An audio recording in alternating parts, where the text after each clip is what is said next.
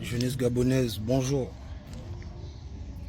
Je tiens à rappeler à tout un chacun d'entre vous que le 30 août 2023, j'étais ce jeune-là qui avait été arrêté par les services spéciaux de la présidence pour dire à toute la jeunesse gabonaise, demander à toute la jeunesse gabonaise de ne pas aller dans les rues parce que les élections sont désormais derrière nous et que le vainqueur soit déclaré vainqueur et qu'il n'y ait pas de casse et qu'il n'y ait pas ceci et qu'il n'y ait pas cela.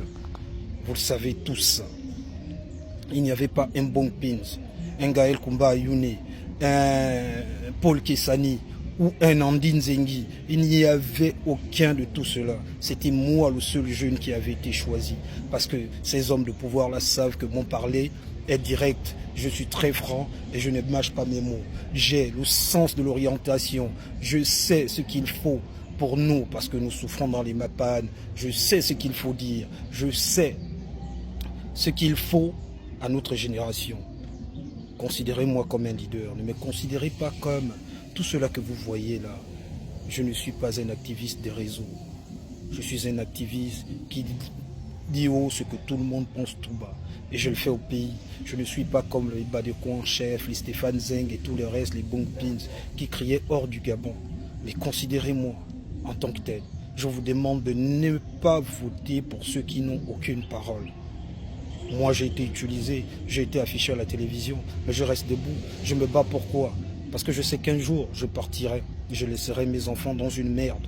Et vos enfants aussi resteront dans une merde. Défendons la République, défendons la paix, défendons la stabilité, défendons l'unité nationale. Je ne vous appelle pas à voter pour Alain-Claude Bilebinze ou pour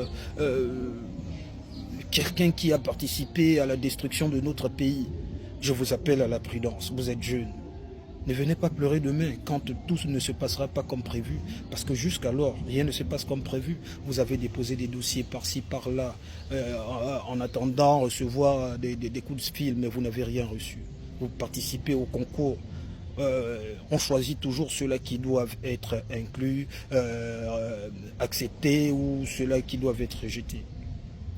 Voilà. Le problème du Gabon, il est profond. Le bateau turc est arrivé. Ce bateau a plusieurs millions de francs CFA. Et là, mais nous dormons toujours dans l'obscurité. Le problème du Gabon est profond. Je pensais que le CTRI allait faire quelque chose de vrai, mais nous continuons dans les mêmes activités.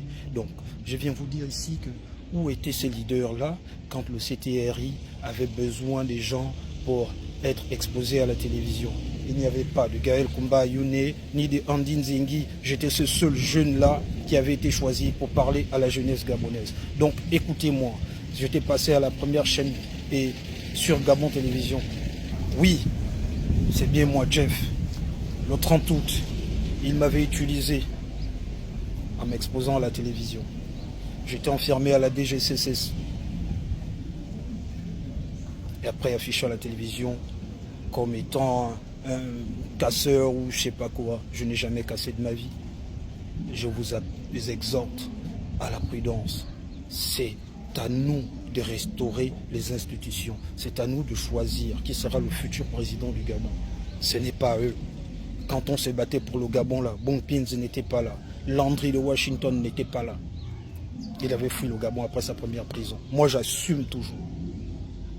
Et je demande aux services spéciaux de ne plus venir m'arrêter n'importe comment au quartier. Si vous voulez m'arrêter, appelez-moi. Je me rendrai dans vos locaux tranquillement, sans qu'il y ait... Parce que je ne peux pas fuir mon pays. Je suis au Gabon. Je suis un Gabonais. Je défends la patrie. Si vous voulez m'arrêter, vous avez mes numéros. Appelez-moi. Merci.